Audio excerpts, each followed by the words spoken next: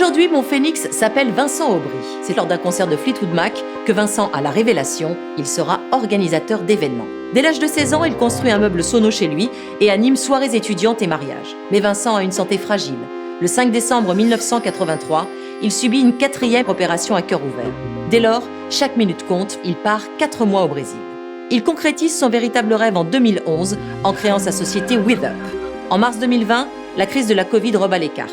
L'événementiel est à l'arrêt, tout s'effondre. Son phénix est en marche.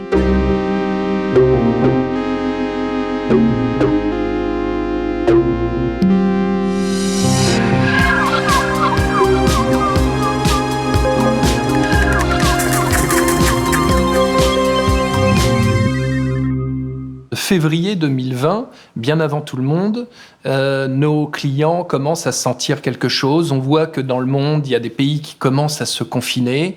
On voit qu'il y a une inquiétude. Et bien entendu, 15 jours plus tard, lorsqu'il va y avoir le confinement, on est à zéro. Zéro, c'est dans une agence comme la nôtre, plus aucun brief. Et puis, il n'y a plus de chiffre d'affaires. Qu'est-ce que tu dis à ton entourage, et à la fois personnel et à la fois professionnel ? Professionnel, je dis que ça ne va pas durer, qu'on va s'en sortir.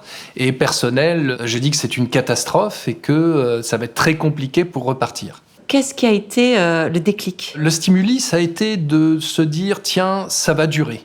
Si on ne se réinvente pas, de toute façon, on ne va pas se relever.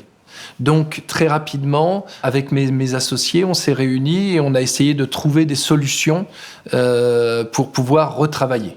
Parle-moi des grandes étapes de ton phénix. C'est clair que après mes 4 opérations à cœur ouvert, j'ai 18 ans. Mes parents souhaitent que je finisse mes études en terminale.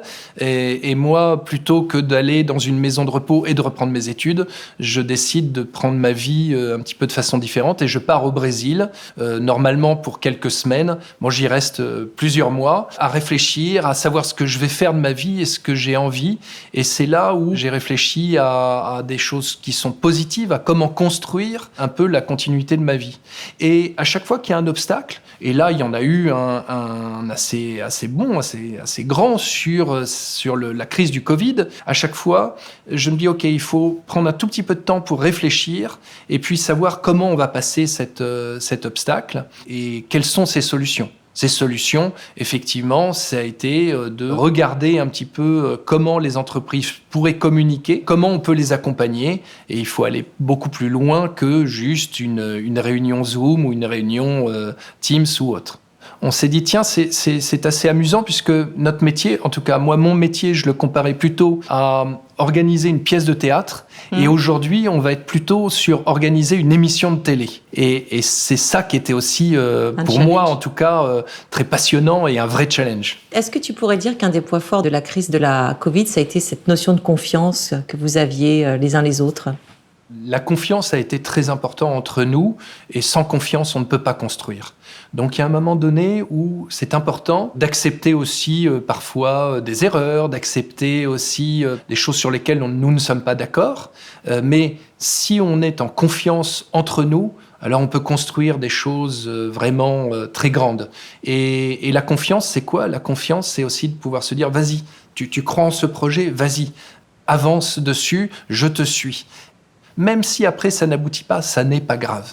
Vincent, c'est quoi pour toi la réussite ?